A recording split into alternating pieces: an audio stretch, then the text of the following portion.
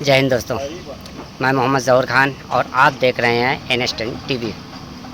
आज मैं मौजूद हूँ दरियाबाद के घाट पर और जो है यहाँ पे कुछ लोगों से मिला हूँ और जैसा कि आप देख रहे हैं कि धार्मिक गुरु जो है सुसाइड कर रहे हैं। वो हिंदू हो या मुस्लिम, हर एक जो है धार्मिक गुरु जो है आर्थिक तंगी से जो है सुसाइड कर रहे हैं। अभी फ़िलहाल में नया एक मौलाना ने जो सुसाइड किया है, तो उस पर हम डिटेल से बात करेंगे, उन लोगों से जानने की कोशिश करेंगे। और हमारे साथ जो है मौजूद जो हैं हंजला फारूकी साहब, मुअज़्ज़म अंसारी, परशुराम चौहान, हुसैन अब्बास, यूनुस, रियाज, मोहम्मद नासिर, ये हमारे साथ जो है मौजूद हैं। इनसे हम डिटेल से चर्चा करेंगे। आइए उनके पास चलते हैं और उनसे कुछ जानने की कोशिश करते हैं। इलाहाबाद जन कल्याण समिति के यहाँ सभी लोग जो है उपस्थित हैं। इनसे हम जानने की कोशिश करेंगे कि ये जो सुसाइड हो रही है आखिर इसकी वजह क्या है। आप सभी लोगों का हमारे चैनल पे स्वागत है। सर, हम जानना चाहेंगे कि जो आजकल धार्मिक गुरु मौलाना हो गए, पंडित पुजारी हो गए, ये आर्थिक तंगी से जो है देखने में आ रहा है कि सुसाइड कर रहे हैं, तो क्या कारण है और इसका निवारण क्या हो सकता है जो कि इस पर रोक लग सके। देखिए, आज हम लोग जनपद प्रयागराज के कटहरे में इलाहाबाद जन कल्याण समिति के बैनर तले एक पत्र भी लिखा था माननीय प्रधानमंत्री जी को कि जो मौलवी, पुजारी और जो पादरी हैं और जो धार्मिक गुरु हैं, ये आर्थिक स्थिति इनकी बहुत कमजोर है। दूसरी बात यह है कि जो मोहल्ले के आर्थिक स्थिति से मजबूत हैं, उनको अपने मोहल्ले की मस्जिदों को, मंदिरों को, गुरुद्वारों को, चर्च को देखना चाहिए। जो वहाँ के पढ़ाने वाले हैं उनको पैसा देना चाहिए। जैसे कि अभी चाईबासा के पश्चिमी सिंहभूल जिले के मदीना मस्जिद के इमाम शहबाज अंसारी ने सुसाइड कर लिया। तो मैं ये कहता हूँ, ये सुसाइड उन्होंने नहीं किया, वहां के शहर, उस जिले के लोगों ने भी किया सुसाइड, क्योंकि कहीं ना कहीं उस जिले के भी जिम्मेदार लोग हैं। क्योंकि आर्थिक स्थिति से सुसाइड, कोई भी सुसाइड करना पहली बात तो बिल्कुल गलत है, लेकिन मैं ये कहना चाहता हूं कि ये स्थिति क्यों उत्पन्न हो, क्यों पैदा हो, इसको रोक लगाने के लिए मोहल्ले के जो मानिंद लोग हैं, जिनके पास आर्थिक स्थिति से मौजूद है, पैसा है, उनको मदद करना चाहिए। आज मौलवी, मौलाना, पुजारी दर बदर भटक रहे हैं, सुसाइड कर रहे हैं, परेशान हो रहे हैं। अध्यक्ष साहब, हम एक बात कहना चाहेंगे कि जो धार्मिक गुरुओं का है कुछ ज्यादा अलग नहीं है लोगों का भी। आज बेरोजगारी इतनी ज्यादा है कि लोग अपना खर्चा पूरा नहीं कर पाते, तो धार्मिक गुरु का कैसे ख्याल कर पाएंगे। देखिए, बहुत आसान तरीका है, बहुत आसान तरीका। अगर हम एक एग्जांपल देते कि मोहल्ले में 10,000 लोग हैं जी, चलिए 10,000 नहीं 5,000 लोग हैं, अगर वो 50-50 रुपए भी दे दें जी मस्जिदों में, तो उनकी जो है आर्थिक स्थिति भी अच्छी हो जाएगी, उनके परिवार भी पल जाएंगे। लोग रेस्टोरेंट में पैसा खर्चा करते हैं, लोग खाने पीने में पैसा खर्चा करते हैं, शादी होती है 10 लाख की शादी कर देते हैं, लेकिन उसी मोहल्ले में गरीब व्यक्ति को पैसा नहीं देते। तो ये जिम्मेदारी हमारे और आपके ऊपर भी है। मैं कहता हूं, आप अगर इस YouTube चैनल के माध्यम से बताना चाह रहा हूं, ये जिम्मेदारी सबकी है। अगर आज हम नहीं बोलेंगे तो कल हमारी बारी है, आपकी बारी है। कई जगह जो है लोगों को समझाने की कोशिश भी किया गया। तो लोगों का कहना है कि वो उनको सिर्फ नमाज के लिए रखा गया, वो ट्यूशन करा के भी अपनी कर सकते हैं।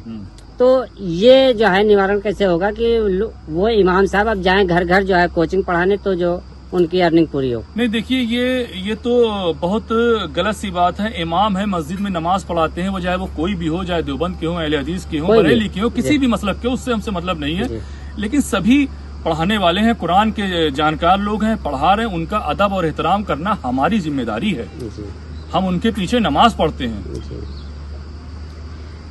चलिए हम परशुराम भाई के पास आएंगे। परशुराम भाई, आप क्या कहते हैं, जो धार्मिक गुरु जो है इस तरीके से आर्थिक तंगी की वजह से सुसाइड कर रहे हैं, आपका क्या कहना है। जी, धार्मिक गुरु जो कहा जाए जो सुसाइड कर रहे हैं, इसमें सरकार उनके बारे में सोच भी नहीं रही है। और जैसे हम उदाहरण के रूप में लिया जाए, एक छोटा सा वाक्य जो किसी के ऊपर नजर नहीं जाता होगा। हमारे मोहल्ले में एक पुजारी थे, शारदा प्रसाद शर्मा थे।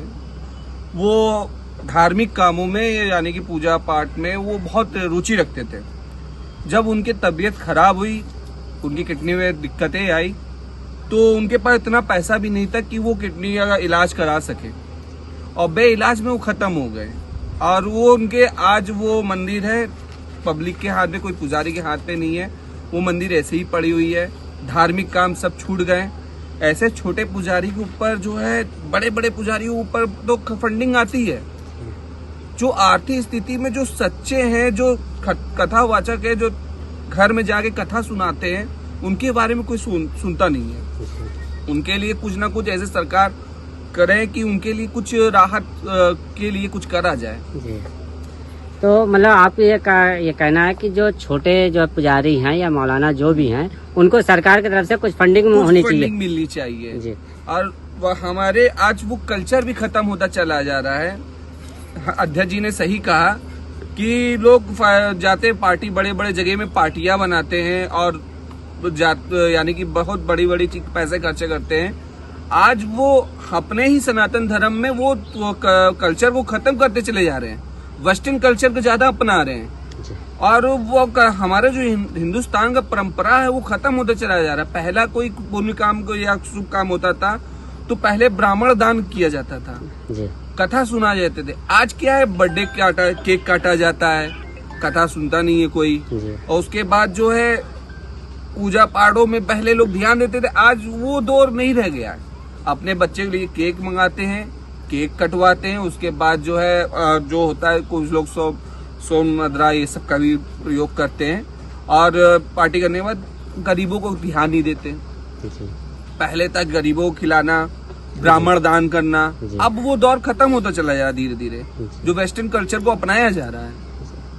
चलिए, आप युवाओं के बीच में एक सीनियर सर बैठे हैं, हम उनके पास भी आएंगे। सर, आप क्या कहते हैं जो इस तरीके से जो है लोग सुसाइड कर रहे हैं, धार्मिक गुरु मौलाना हो या पंडित हो, कोई भी हो, बहुत ज्यादा देखने को मिल रहा है, इस पर क्या कहेंगे आप?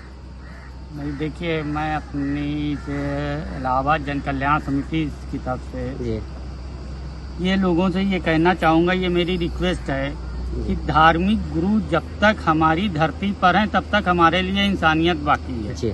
अगर धार्मिक गुरु का शोषण होता है तो इसके मतलब इंसानियत का शोषण हो रहा है। हम अगर वेस्टर्न कल्चर पर जाएंगे तो इंसानियत का शोषण होगा, और धार्मिक गुरु ही नहीं बल्कि हमारे नौजवान भी सुसाइड करेंगे, युवा पीढ़ी भी सुसाइड करेगी क्योंकि हम वेस्टर्न कल्चर को अपना रहे हैं। हम अपने कल्चर को जब तक नहीं अपनाएंगे, अपने हिंदुस्तान के कल्चर को जब तक नहीं अपनाएंगे, जब तक इस तरीके की चीजें होती रहेंगी, और ये बढ़ने के अलावा घटना ही नहीं है। जब तक गवर्नमेंट, शासन, प्रशासन या मोहल्ले के लोग, ये सारे लोग इस पर देख कर इसके लिए जागरूक नहीं होते हैं, तब तक इस तरीके की घटनाएं होती रहेंगी और ये एक आम बात हो जाएगी। कोई इसका वो नहीं रहेगा कि धार्मिक गुरु की कोई वैल्यू ही नहीं है। जो धार्मिक गुरु किसी पार्टी से जुड़ा है उसके लिए तो लाखों रुपया दान हो जाता है, लेकिन जो धार्मिक गुरु वाकई सच्चाई में धर्म का कार्य कर रहा है उसके लिए कोई मान्यता ही नहीं है, उसे कोई मान्यता नहीं दी जाती। तो ये अंधा खेल जब तक चलता रहेगा, जब तक ऐसा होता रहेगा। आपको क्या लगता है कि इसके सुधार में सरकार को कोई स्टेप लेना चाहिए या जनता को खुद उतरना चाहिए? सरकार को देखिए, कहते हैं कि एक सिक्के के दो पहलू होते हैं। सरकार एक पहलू है और जनता दूसरा पहलू है। अगर दो में से कोई एक पहलू नहीं रहेगा तो सिक्का खोटा होगा। तो जनता को भी उतरना चाहिए, सरकार को भी उतरना चाहिए। अगर दोनों में से कोई एक उतरेगा तब भी नहीं मान्य होगा। इसलिए दोनों को जरूरी है, क्योंकि जिस तरीके से इंसान की दाईं आंख, बाईं आंख, दायां कान, बायां कान जरूरी है, उसी तरीके से धार्मिक गुरु की रक्षा करना हमारा फर्ज है और सरकार का भी फर्ज है। बहुत बहुत धन्यवाद। अभी हम आगे चलते हैं और कुछ सवाल और जानना चाहेंगे। भाई सर, हम आपसे ये जानना चाहेंगे, जो आपने देखा कि धार्मिक गुरु सुसाइड कर रहे हैं, तो आपके विचार में ये क्या है कि इसमें सुधार कैसी होनी चाहिए? देखिए, सबसे पहले जो भी धार्मिक गुरु हो, चाहे पंडित हो, चाहे मौलवी हो, चाहे पादरी हो, वहाँ के अवाम ने ये जानने की कोशिश नहीं किया कि इनकी क्या तनख्वाह होती होगी, इनकी तनख्वाह में वो चीज पूरा हो पाता होगा कि नहीं। सबसे बड़ी जानने वाली चीज है। हम जाते हैं, चाहे नमाज हो, चाहे मंदिर पूजा पाठ हो, चाहे हम चर्च हो, हम बैठ के कुर्सी पे चर्च से चले आते हैं। कभी जानने की कोशिश नहीं करते कि इनकी क्या तनख्वाह होती है, इनका क्या उस चीज से उनका पूरा हो पा रहा है। उनका परिवार है, वो भी है, वो अपनी वेशभूषा छोड़ के एक आपको सही मार्गदर्शन पे दिखाने का काम कर रहे हैं, कि वो आपको उस राह पे चलने की कोशिश कर रहे हैं जो सच की राह पे चलना, इंसानियत पे चलना, वो तमाम तरह जैसे माँ बाप सिखाते हैं वैसे हमारे व्यस्त होने पे ये हमारे गुरु सिखाते हैं कि हम सही गलत को पहचाने। और इसी तरह से लेकिन तब हमको भी, हमारा भी फर्ज बनता है कि उनको भी जानने पहचाने। आज हम ये जानते हैं कि हमारे भी मस्जिद में पिछले जब से हम होश संभाले तब से 6000 तनख्वाह थी इमाम की। आप सोचिए कि 6000 में कुछ होता है फैमिली को लेके शहर में, बड़ा कहने सुनने में 8 से 8-8 हो गया है। तो मुझे यहाँ तक जानकारी हुई है। तो इस तरह से अगर अब आप सब लोग आपके माध्यम से जानना चाह रहे हैं कि लोग जानने कि एक इमाम की तनख्वाह क्या चल रही है, क्या नहीं चल रही है। जो ये सुसाइड करने का कारण है, भाई इमाम नहीं पूरा कर पाएगा, बीवी है, बच्चे हैं, पढ़ाई लिखाई है, कर्ज लेगा, नहीं कर पाएगा तो सुसाइड उसका कारण होगा। क्योंकि उनकी इज्जत होती है, लेकिन भूख से कोई नहीं मरेगा, उधार लेगा, और वही कारण होता है सुसाइड का। वो इमाम हो या कोई भी हो, आम इंसान हो, वो सभी कोई इसी तरह कर सकते हैं, कर ले सकते हैं। अध्यक्ष साहब, हम आपके पास से फिर से आएंगे। आपसे ये पूछना था कि जैसे हम अपने धार्मिक गुरुओं को अपने मस्जिद में, मंदिर में रखते हैं, तो वो तो अपना कर्तव्य निभाते हैं, धर्म की बातें हमको बताते हैं, धर्म में क्या सही है क्या गलत है, वो अपना कर्तव्य पूरी निष्ठा से करते हैं। लेकिन क्या हम ही कमजोर पड़ रहे हैं जो कि हम अपना कर्तव्य नहीं निभा पा रहे हैं? देखिए, हम सब अपना कर्तव्य नहीं निभा रहे हैं। जैसे कि अभी हाल में ही एक मौलवी ने, मैंने पहले ही वीडियो में आपको कहा था कि वहाँ सुसाइड करना कोई हल नहीं है, बिल्कुल सुसाइड न करें। कोई भी अगर ऐसी स्थिति में है वो हमारी समिति से बता सकता है, हम उनकी जरूर हेल्प करेंगे। लेकिन जिम्मेदारी हम सब की है और बहुत बड़ी जिम्मेदारी है। हम लोग कभी आज तक अपने मोहल्ले के इमाम से ये नहीं पूछने की कोशिश करते उसका परिवार कैसे चल रहा है। भाई वो भी तो परिवार वाला है, उसके भी तो बाल बच्चे हैं। हर जगह पैसा खर्च कर दीजिएगा, मोबाइल का रिचार्ज करिएगा 2 GB 3 GB वाला, हाँ समय से, लेकिन उसको पैसा ना दीजिएगा। तो हम लोग भी जिम्मेदार हैं इसके। चलिए, बहुत बहुत धन्यवाद। इसी के साथ हम अपनी वीडियो को समाप्त करेंगे।